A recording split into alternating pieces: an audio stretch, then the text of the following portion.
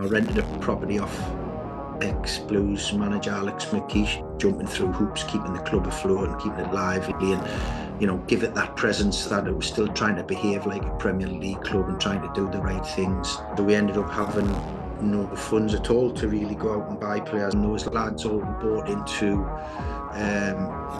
being Birmingham City players of the project. We didn't get enough positive results, we didn't get enough wins. That was probably the reason I lost my job. Well, it was the reason. It was very emotional. I'm not afraid to admit I shed some tears when I was in the office, and proud of being a manager of such a fantastic football club.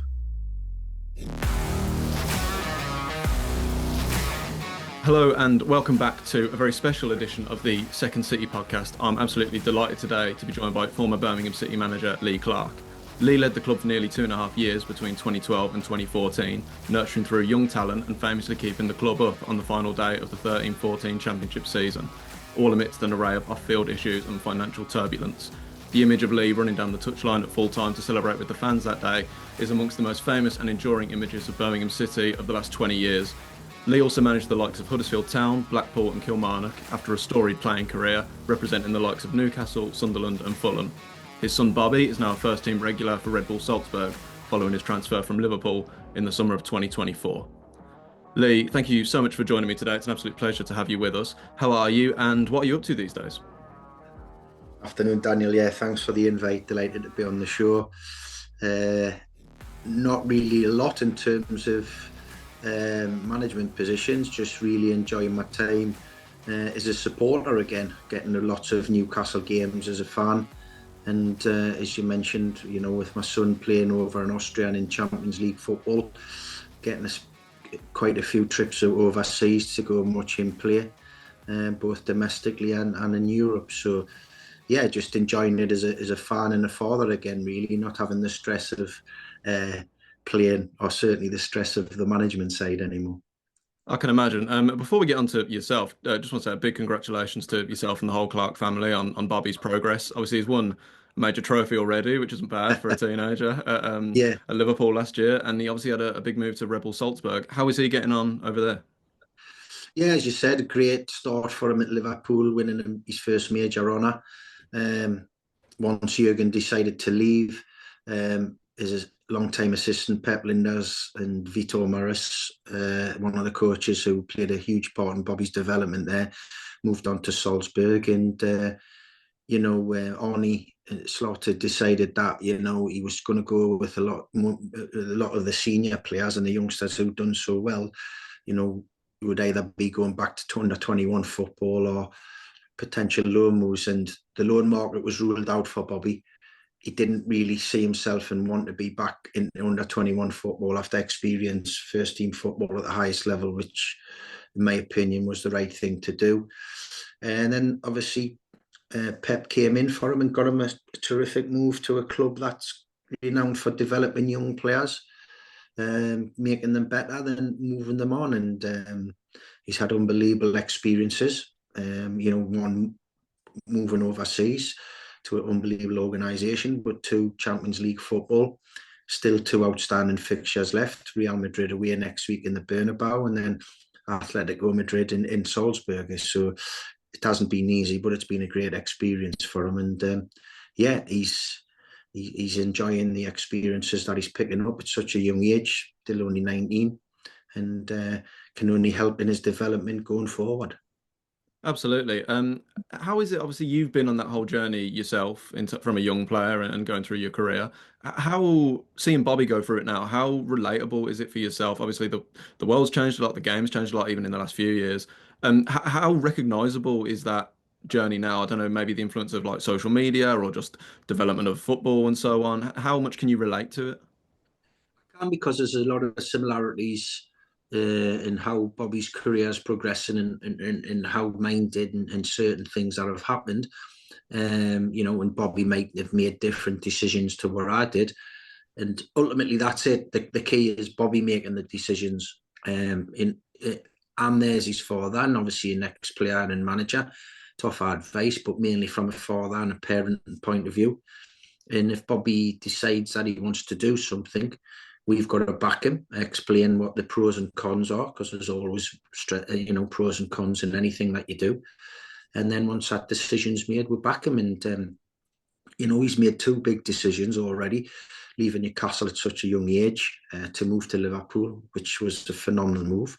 And like, as I said, taking that jump to go overseas at such a young age. He could easily have took the easy route, stayed at Liverpool, still had a long time left on his contract, about 3.5, 4 years, but went back to the 21s, but didn't want to do that. And, he's made 2 big decisions. So we just give him, as I said, he'll come to me for advice, but I can advise, but I don't push anything. I want him to make the decisions alongside his management team and myself to see what's best for his career. And as you said, it's changing all the time. The influence and the how the beam is on them all the time with social media. Everything is through that. A lot of it's through that. So even to the slightest thing, the trainings always put onto the social media channels, everything that they do. If Bobby has a bit of time off and he comes and works with his one-to-one coach that he uses while he's away from his clubs, that gets put on there as well. So you constantly watch 24/7, and that's the way the world is. You've got to accept it. It's not part of what I grew with. So, I have a little moaning crowing about it like an old man does, but that's the world. We have the world now in terms of the youngsters, and it's going to be the way forward going, for the future. Absolutely. Well, we'll keep a clean eye on his progress, and congratulations on everything he's achieving so far. Before we move on to your time at Blues, I just wanted to ask you, so very recently on the podcast, we did an episode because it was 20 years to the day since I went to my first game as a fan, which was against Leeds in the FA Cup third round, 2005. And I thought I'd ask you, do you remember what your first game was as a fan? I assume it was Newcastle. And if so, what are your key memories of that? Do you remember in any detail? It was 1980, so it was a long time ago. Fair enough. I was 8 years of age, and Yeah, so was I. we didn't have a particularly great side, but Newcastle, hotbed of football. It was the first division, well, the second division, which was equivalent to the championship now, yeah. And I think it was Newcastle against West Bromwich Albion, I think. Or something like that. It wasn't a particularly exciting game. We didn't have a lot of standout players of that era. But then, just round the corner from that, a year or 2 later, was the first coming of Kevin Keegan, the player, the most high-profile British player of his era. And he came and just transformed the club from 1982 onwards. So what I do remember a lot about is, which I loved, and I've talked about this just with the festive period gone. Over the festive period at that time, you probably played the team most local to you in your league, so basically the closest team to you. And when I was growing up, public transport wasn't running over the festive period, so your Boxing Day games and your New Year's Day games were played against your local rivals. So at our time, in that era, Carlisle United were playing in the equivalent to the Championship. So they were our games there, only being, 50 odd mile between the 2 clubs. So walking from our house in the east end of the city across to the city centre with my family to go to the match. And then as you get closer to the ground, meeting up with more and more of the supporters, thousands of supporters. They're things that stick in my mind a lot. It was great times, Oh, that's fantastic. Well, thank you for answering that. Before we move really onto the sort of the current Blues team, let's have a little chat about your time at Blues. So you joined the club in 2012. What are your key memories of beginning the process at Blues, and how was the transition moving? Obviously, you spent a lot of your career as a player in the Northeast, and you'd managed Huddersfield up north as well, and had a very successful period there. How was the transition moving to the West Midlands, not just in a football sense, but in a personal sense as well, moving the family down, that whole process?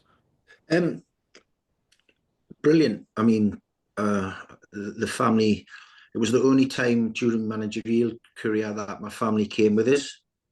Other times I just got myself a little apartment in the other different areas, and would commute from there and go back and see the family. We felt Newcastle to Birmingham was a bit too far to do that. So the family came down and moved with me. Loved it. We had a brilliant time. Bobby and my daughter both went to school there. And so we, had a great time. Loved the area, made some great friends. And really, the people of the West Midlands were great. Were great with us. As I said, we had a tremendous time, and lovely part of the world. I rented a property off ex-Blues manager Alex McLeish. Oh, nice.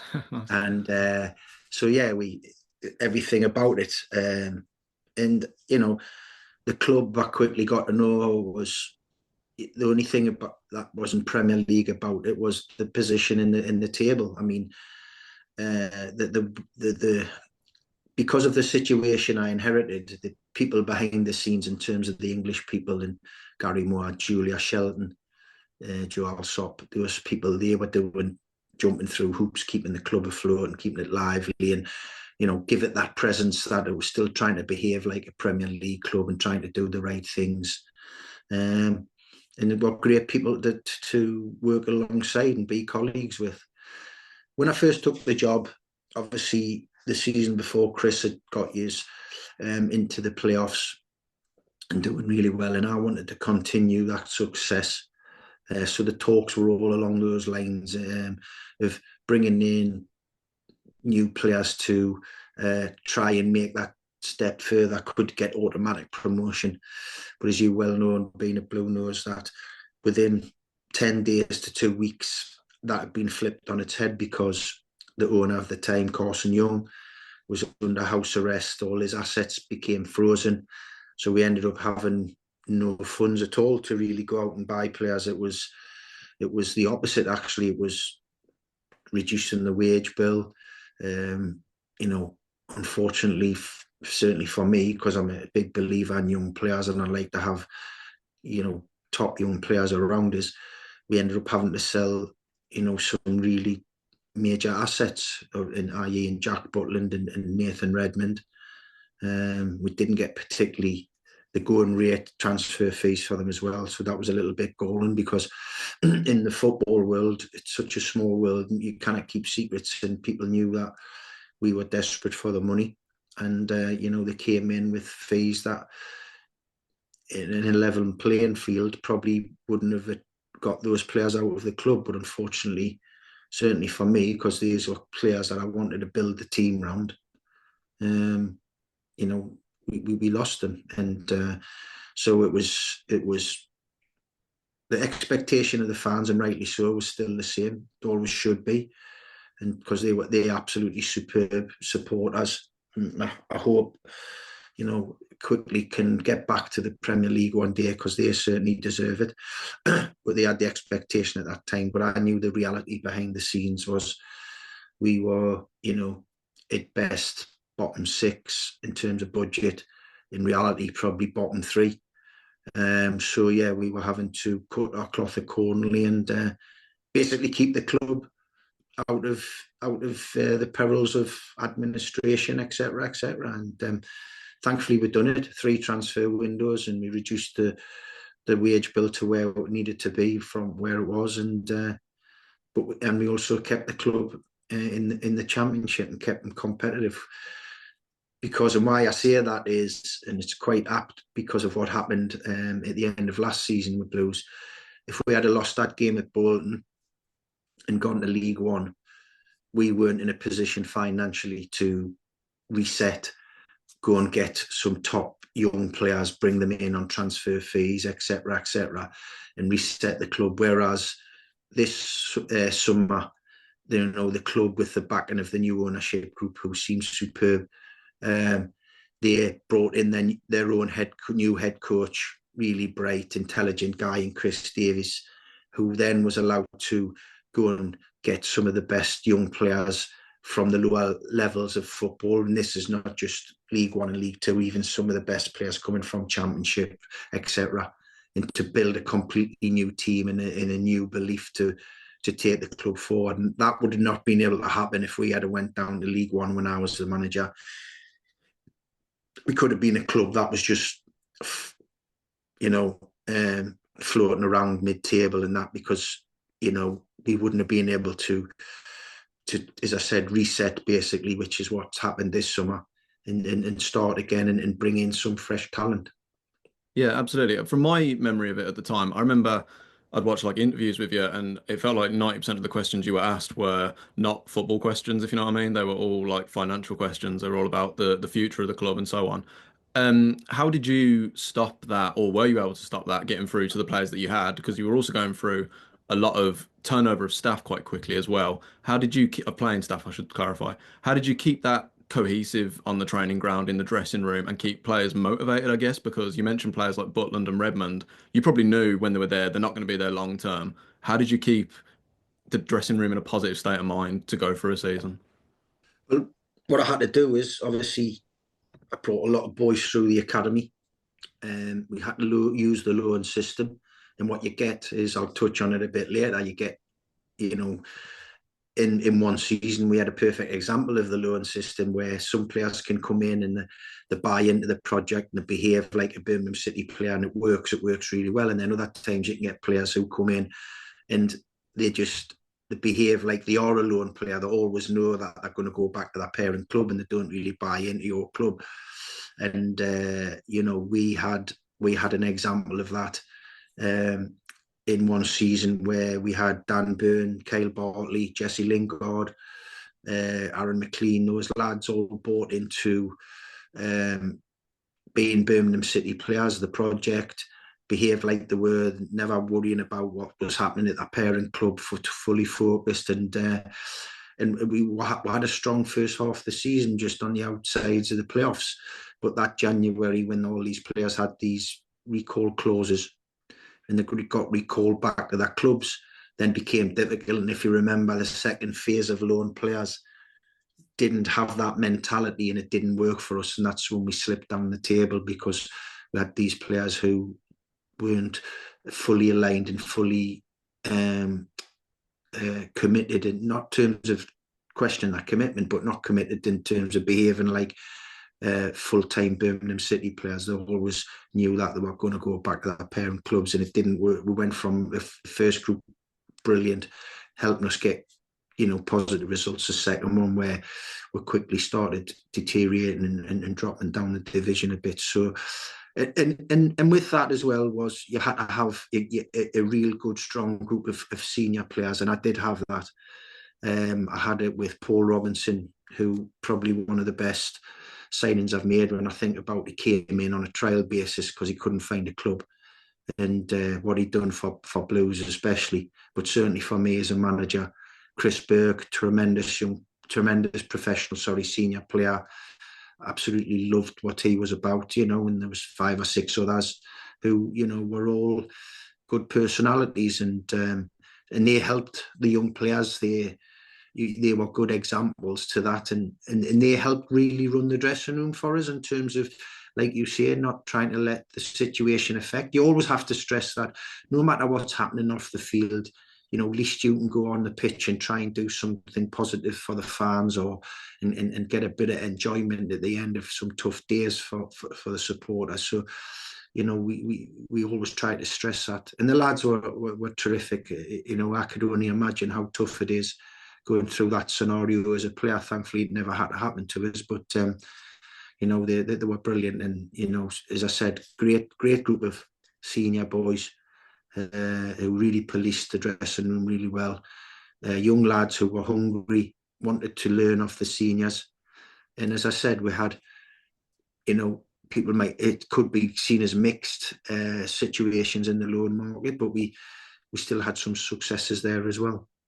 Yeah, absolutely. I remember actually that season was quite strange, because you mentioned sort of around Christmas, January, when a sort of new batch of players came in. I remember we were actually doing pretty well that around Christmas time. I think we were on quite a good run from what I remember, and it did kind of fall away a little bit. But then obviously we had that famous day at Bolton, and I'm sure you get asked about this day over and over and over.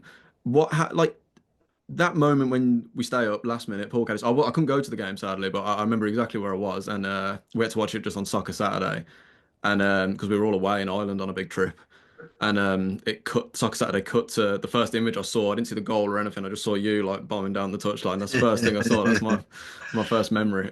What in your head? What was going through your head in that moment? Was it? Do you even remember doing it? Was it like a conscious like, or No, it did was it just just happen? it was immediate. It was just a reaction to Yeah, what occurred. It was weird. The build up to the game, I'll give you an idea. So it was between ourselves and Doncaster. So yeah, I was manager of us. Paul Dickov was manager of Doncaster. Leicester had already won the league, and I had Nigel Pearson was manager of Leicester, and I'd been a colleague of Nigel's at Newcastle when he was assistant manager at Glen Road, and I was on the first team coach and stuff. I got on really well with Nigel, great relationship, still do. Paul had obviously played at Leicester. He had a strong relationship with Nigel as well. And I know on the Thursday before the game, he rang us both up and said, listen, I cannot decide what the result's going to be in the Leicester game. But he was going to field the strongest possible team, even though they were promoted, and then we're going to go for it like any game they had that season. And that gave us a lot of belief. That gave us a lot of hope.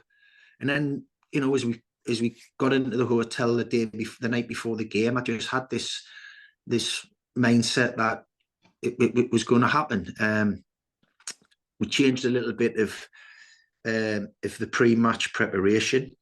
What we usually used to do with the players in the hotel would give them some footage and some information about the opponents, strengths, weaknesses, set players for, set players against, patterns of play, how we were going to combat it, what we were going to do ourselves, which we'd worked on in training. And actually only spent a couple of minutes doing that type of thing once I'd named the team and subs.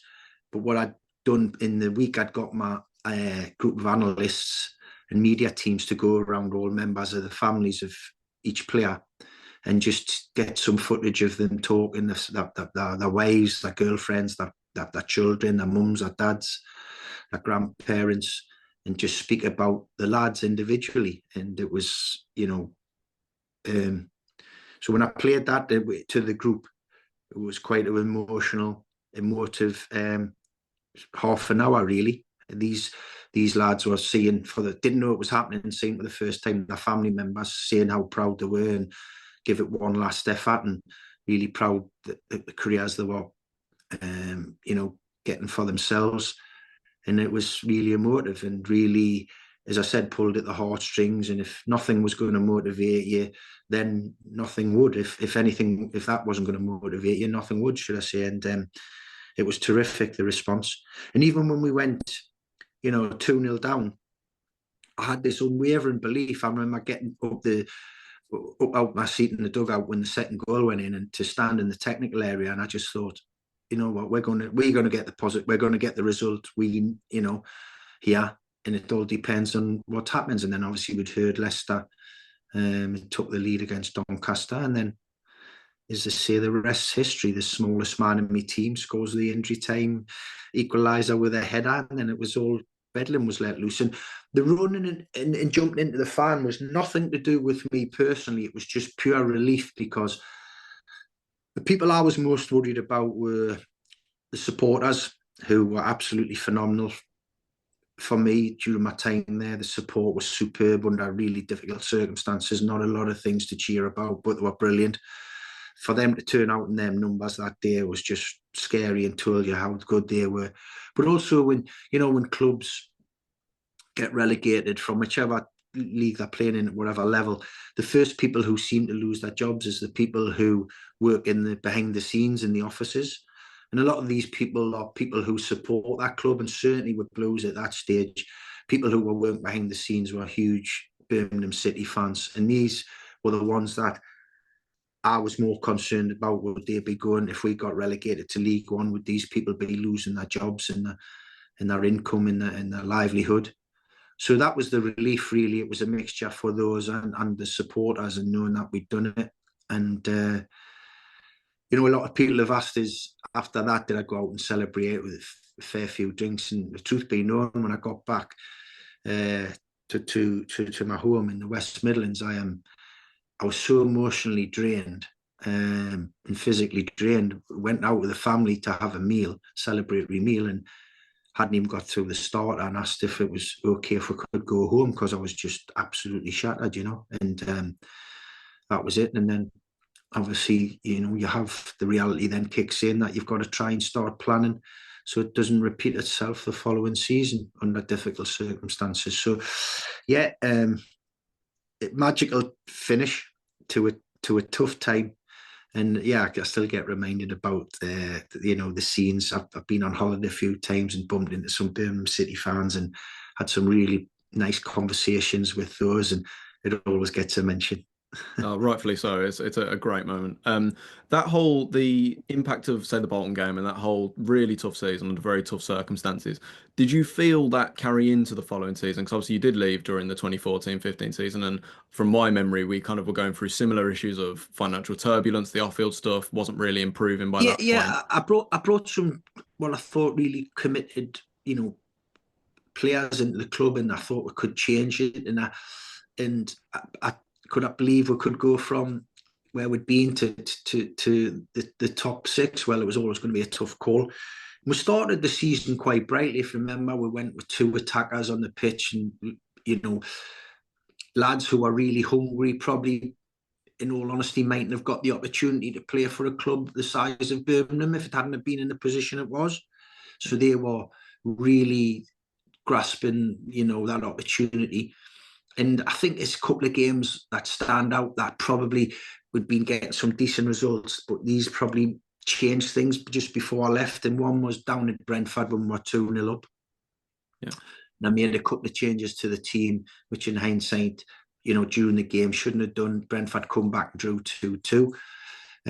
Any other time you'd see a point away at Brentford's a good away point, but because of the scenario we were being 2-0 up, it felt like a defeat. And then we played Ipswich on a midweek, and they scored an injury time equaliser to come back to 2-2 as well. And those two results, I felt maybe some people were starting to think, oh, here we go again. Is it going to be a repeat?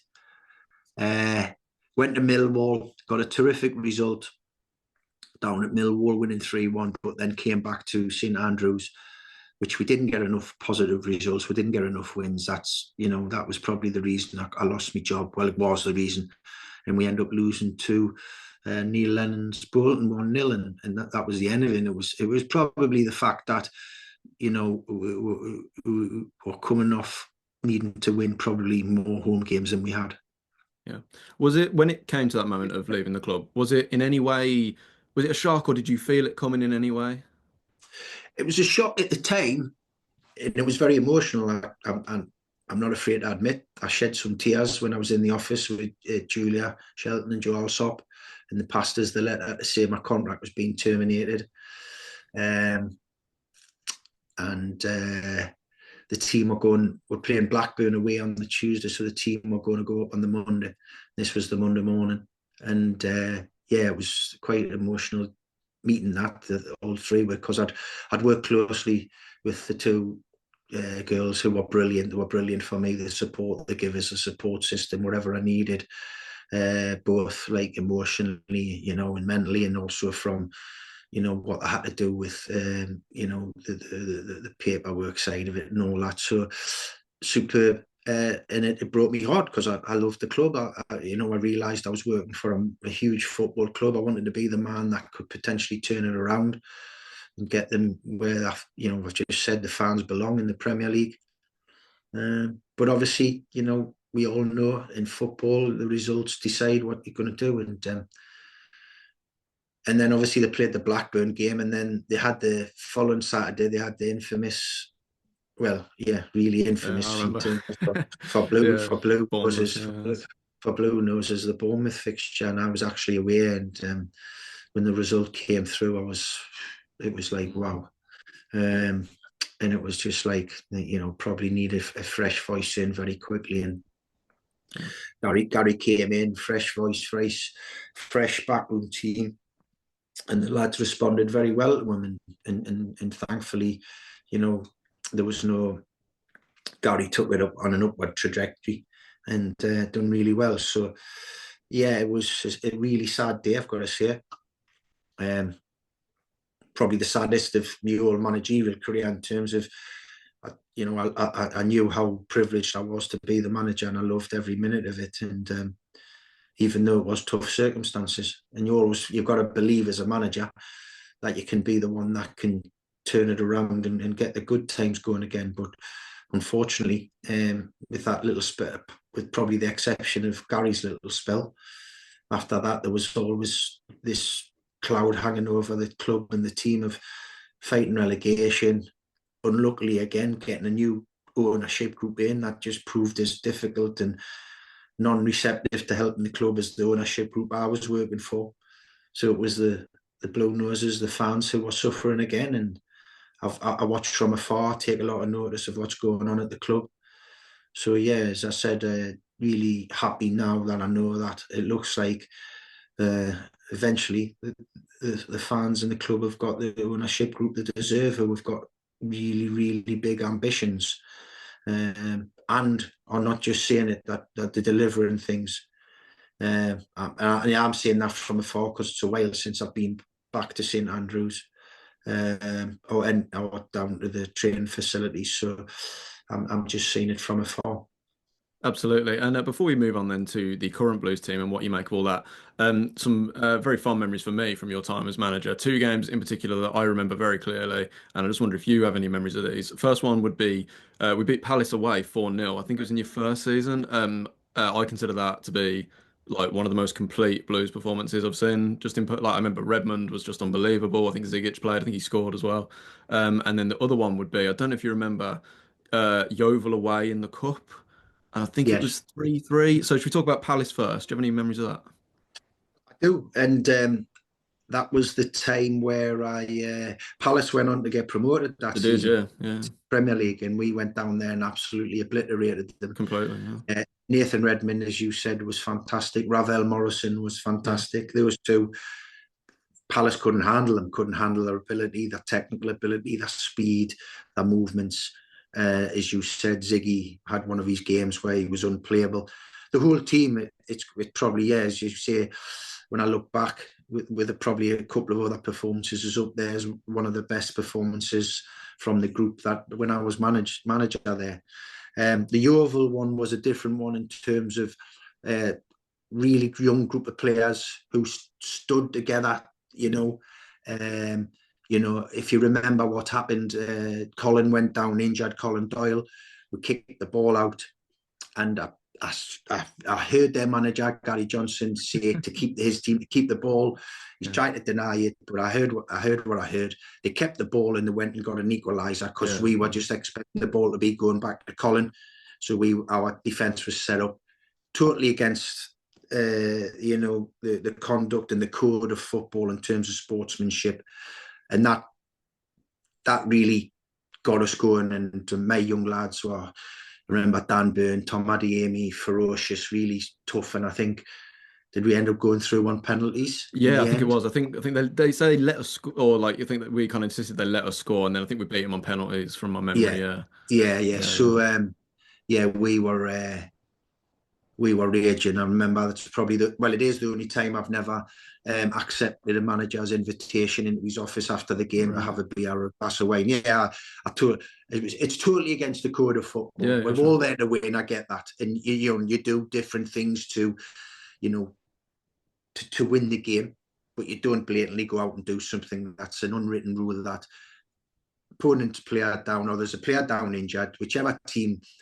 kicks the ball out of play, they get the ball returned to them. That's just common knowledge. I mean, Yeah, even the Yeovil fans that night were in shock, yeah, disbelief, because that was just not right. But thankfully, I could come out in the media and talk like that because we'd won the game. yeah, sure. That was one of the driving things, and delighted that the players done that because I didn't want it to sound like sour grapes if we'd lost.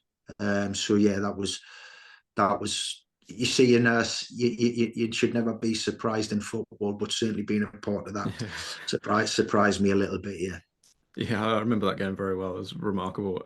Cool. Let's move on then to this current Blues team. Have you been able to, you mentioned you keep up with Blues. Have you seen much of us this season? And if so, what have you made of the Chris Davies team this year? I've seen bits and bobs. I've seen when you've been live. I've caught snippets of the game when I've been doing various different things, and obviously watch it. You can watch any amount of football you can now. So, watching the highlights, etc., etc. But obviously keeping an eye on the results all the time. And Chris is, doing really well on all fronts. Obviously top of the table with a few games in hand as well, playing some really attractive football, scoring lots of goals. Obviously, big cup tie, FA Cup tie to come, which we'll talk about in a bit.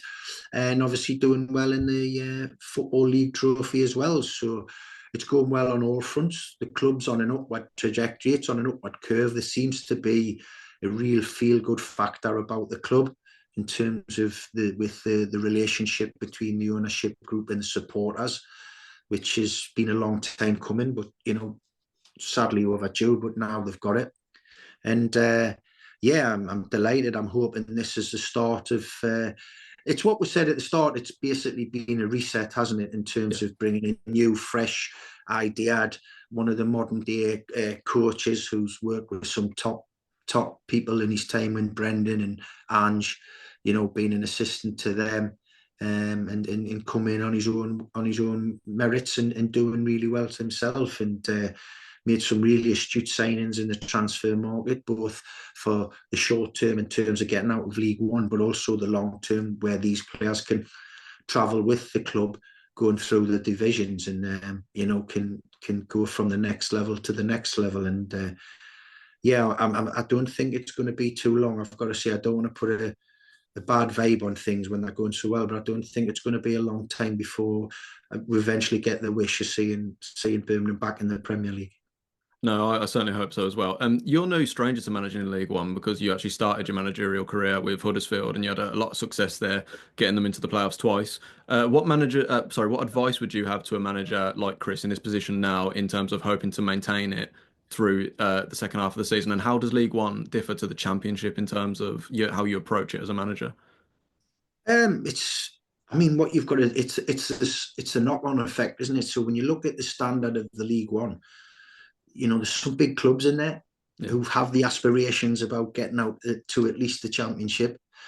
I don't think Chris needs any advice from what he needs to do from me. He's doing a superb job as it is, and top of the table, and he's handling the pressure, because when I was at Huddersfield, it was a little bit different. There was a bit of pressure because I was well backed, and we brought some really top young players in and for that level, but they all delivered. But Chris is the big target. The target's on Birmingham City's back. The target's on his back. Everyone will come to St Andrews and lift that game. Brilliant stadium, brilliant atmosphere. Playing against the so-called best team in the league.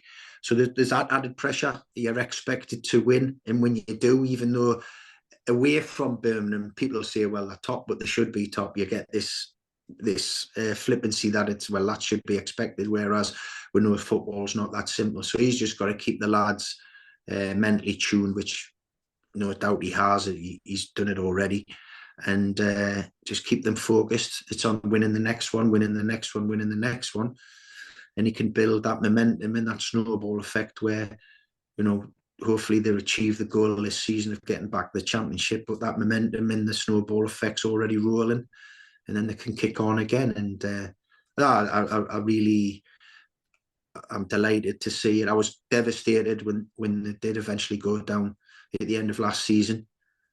But when you look at it in the cold light of day and in the time that we've had when we're sitting here now, it probably could be a blessing in disguise. 100%. That things were changed. There was a lots of outgoings and lots of incomings, which is give the club a new impetus and can hopefully set them up for the future really well. Yeah, I absolutely agree. I think it's fair to say us Blues fans are certainly enjoying this season a lot more than many of the last few, that's for sure. Shall we move on then? Because obviously it felt like a great time to get you on the podcast, because just this week, Blues drew Newcastle in the FA Cup fourth round. Very exciting for us. And you mentioned you're a big Newcastle man. Obviously, you go home and away with them. How do you feel about the draw? Are you looking forward to it? Absolutely delighted, yeah. I've been invited by the club Great, to come amazing. down to the fixture with some family Fantastic. and friends, which I'll be delighted to do. and see some old faces from inside the club, but also supporters. So be delighted. And I'm in a no-lose situation, aren't I? Sure. Two of my old clubs, one who I'm a fan of now. I mean, what I will say is if Eddie, which he has, he's never done since he's been the manager, picks his strongest team, it'll be an extremely tough game because we're on fire at the moment. 9 wins on the bounce. We've got the most sought after striker in Europe probably at this moment in time in Alexander Isak. Scored in 8 consecutive Premier League matches, and I think he's got something like 12 in his last 9 league and cup. Yeah. We've got some real talent. Eddie's been superb in the transfer market. We do have our issues with the PSR rules, but I'm looking forward to the game. It'll be brilliant. I would assume it's going to be a full house, it'll be a good judge and barometer of where Birmingham are, and they're young players who one day want to be with Blues in the Premier League, where they can judge themselves against a top Premier League team. And also for us, we know it's as tough as fixture we could have got away from home against a lower league team, because we've got a club on the up. We've got a club that's probably playing in a division it's better in. Let's get it right. That they probably should be in the Championship, but they're needing to get to do that by the end of the season. And it's a club that's got momentum and it's got great support, so it's going to be a tough fixture. So it's a proper exciting FA Cup tie, I've got to say. One that has the ingredients of being a brilliant match for both teams, So I'm really looking forward. As soon as the draw was made, I waited for the draw to be made. I was, in there asking questions about whether I could get myself down. And thankfully, the club is always, superb with being with us whenever I've asked for anything. Have obliged, and so I'll be down there. Yeah, looking forward to it. Yeah, wonderful to hear you'll be at the game. I'm sure the Blues fans will be very welcoming to see you back. What weaknesses, then? You mentioned a couple of things with PSR, but in terms of this actual Newcastle team, what can Blues get at and what should we expect? You'll expect a very intense, high-tempo Eddie Howe team. They've got an unbelievable togetherness. They've got speed in abundance. They can play with great speed. We have probably one of the best, if not the best, midfield 3 in the Premier League. Sandro Tonali, Bruno Guimaraes and Joe Linton. They've combined together since Tonali's come in and played as the pivot at number 6. The combination between the 3 of them has been phenomenal. We have extreme pace in the wide areas with Anthony Gordon and Jacob Murphy. Obviously, we've talked about Isak. We've got, former Blues boy Dan Byrne, who's a local playing Newcastle and doing exceptional at centre back. And we've got 2 young England fullbacks. So we've got strength and depth. We've got some really, strong players who can come off the bench and change things. Even though a couple of those are injured, in Callum Wilson and Harvey Barnes at the moment. But we have a small squad, but it's really high quality. And Eddie has got them playing in a real high tempo, high intensity way. The thing for us Newcastle fans is Eddie's never played a weakened team in either cup competition since he's been the manager. Hence why we're in a semi-final, 2-0 up from the first leg, and 2 years ago got to a final. Which can he be the man that eventually brings that bit of silverware back to the club after so many years of not winning anything? Being at home, I think, is certainly our strongest asset going into the fixture for sure. It gives us a fighting chance, I would say. I meant to ask you about Dan Byrne, because obviously, I think, did we get him on loan when you were Blues manager? Was it from Fulham, yes. I want to say? From Fulham, yes. Yeah. Is it a little odd for you seeing like you had him as this like young kid at Blues playing at like Yeovil and whatever, and then he scored against like PSG in the Champions League for your club the other year? Is that odd at all? Is that strange? Odd, and are you proud at all? I'm super proud. I'm super proud of playing a small part in his career, because when I see what he's about now, we've got kids together at a school, so I see him on the school run, and still speak to him, close with him, and I see what he's grown into. This is a dream move for him. He was doing brilliant at Brighton. but by all accounts, he wanted, once he heard of Newcastle's interest, he wanted this to happen. And he's come in and he's been exceptional, both in the early part as a left back. I mean, who would have thought Dan No, is I know, 6'8" playing as yeah. a left back in the Premier League against these wingers who have an abundance of pace and movement, and he done brilliant.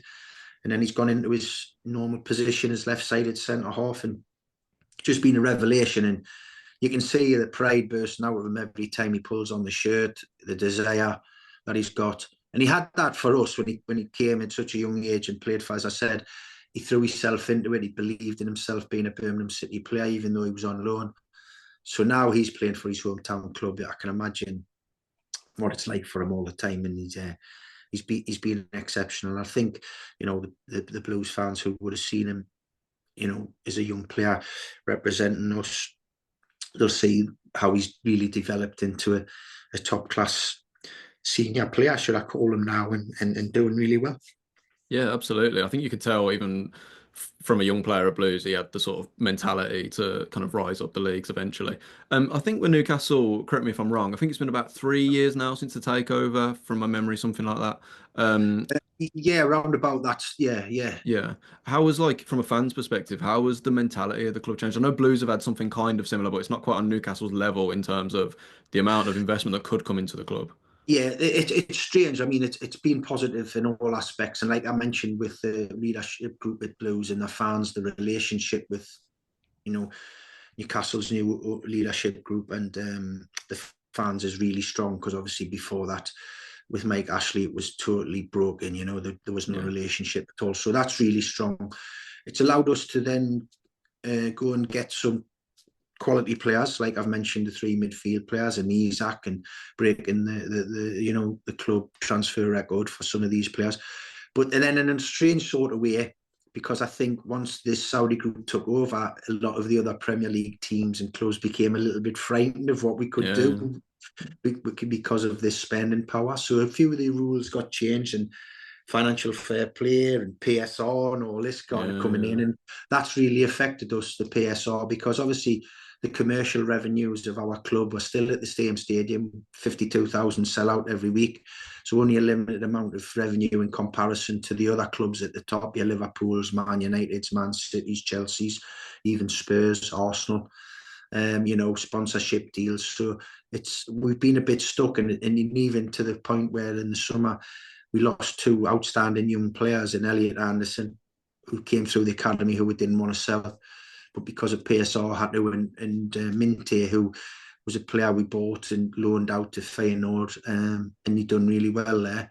And then he's went on to Brighton, and when you see them both doing really well for the respective clubs, that was a blow for us, but it was something that would needed to be done to balance the books, or we would have ended up with the points deduction. So that's hit us a little bit hard. That's sometimes a little bit weird, especially when we see some other clubs just spending for fun. But I think it's until the club. So the debate now is around the football club at Newcastle is whether we try and stay where we are and increase the capacity, which is quite difficult because of where the ground is. There's some listed buildings in and around there where things cannot really change, or whether we move to another new venue, which then gives us the opportunity to, for example, build a 70,000 all-seater stadium, which we know we could fill, and gives us that extra revenue stream for these PSR rules. And that's a lot of debate, and obviously one that pulls at the heartstrings for myself, because obviously St James's, as we talked about at the start of the show, first went watching my first match there in 1980. I was lucky enough to live the dream and play there and wear the strip and play in front of those fans. And then there's a chance, but then you've got to realise, well, if we do want to be a team that's regularly competing in the top for the top honours in domestically, but also competing to get into the Champions League and playing in that, we do have to generate some more funds for ourselves, So Yeah, I can totally relate to it as well. Obviously, at Blues, there's been a lot of talk about in the next sort of 5, 10 years, the owners want to move to the stadium, and it all makes completely logical sense, and it's very exciting, like the capabilities that could come with that. But it is that sort of my first instinct is to, like, I will savor this time at St Andrews because it'll be my core memories of Blues probably, whatever happens. they're obviously in the January transfer window now. It looks like Isak is staying put for now. Do you see him holding on for much longer? Obviously, I think he scored. We're recording this the day after the Wolves game. He got 2 goals and an assist last night. The man's absolutely untouchable at the minute. Do you see Newcastle tying him down for longer, or do you think it's savour it while he's there? And well, this is the issue. I mean, this talk, it hasn't been confirmed by the player or the club, but there's talk that the PSR situation is affecting renegotiation of Alexander's contract, because obviously when you're being talked about as the most high-profile striker in Europe at this moment in time, you want to be paid that amount. So obviously when he's coming to the table to renegotiate his contract, it's going to be a fair, substantial amount of money that he's going to be looking for, and rightly so. And apparently the PSR is not allowing us to get to those figures. So, yeah, that's somewhere where they'll be looking to do. Of course, I think that we all want him to be tied down. But we're getting to a level now where I mentioned to somebody last night at the game, a friend of mine, that he's the closest thing I've seen to Thierry Henry. Yeah. And when you consider how highly he's thought of in Premier League history and what he went on to achieve. And we don't want him to go, and nobody's talking about it. But I think in today's world, you've got to be looking at a figure around about the 150 mark if he goes. But we're hoping that, if there is any implications with PSR, we can quickly get them resolved where we can give him the contract, one, he's looking for, and two, he deserves. Yeah, absolutely. And so one last point on the Blues Newcastle game. I'm going to put you on the spot. I want to score a prediction from you. Maybe difficult for you, but come on, Lee, give us an answer. I'm going to think it's going to be an exciting game, but I think Newcastle will just have a bit too much, and I think it'll be tight, but then they'll come away towards the end with a 3-1 win. But I think it's going to be a real exciting game where the Blues will put in a good performance and show that, they've got good players, they can handle going up through the levels. But at this moment in time, a Newcastle United team who are playing with unbelievable confidence, as I said, 9 straight wins in all comps is an amazing return as we speak at the moment. That could just be the difference. But I think all the fans who will turn up, obviously blue noses don't want to see that team lose, but they'll see that the team's made huge progress, and it'll be an exciting cup tie and worthy of the FA Cup that I remember, which is the most important cup competition in world football. Absolutely. Well, I hope you're wrong on that, but otherwise, yes. I'd much rather see you win the League Cup instead this year, because I'd rather us have a good cup run. Lee, that just about wraps us up here. Thank you so much for joining me today. It's been an absolute pleasure talking to you. If any Blues fans, if you see Lee at the game against Newcastle, at the time of recording this, we're not sure exactly what day it's going to be yet, but say hello to Lee. I'm sure he'll be very happy to chat to you and let him know your good memories of your time with him at Blues. Thanks, Daniel. Much appreciated. Love always talking about my time there. And proud of being a manager of such a fantastic football club.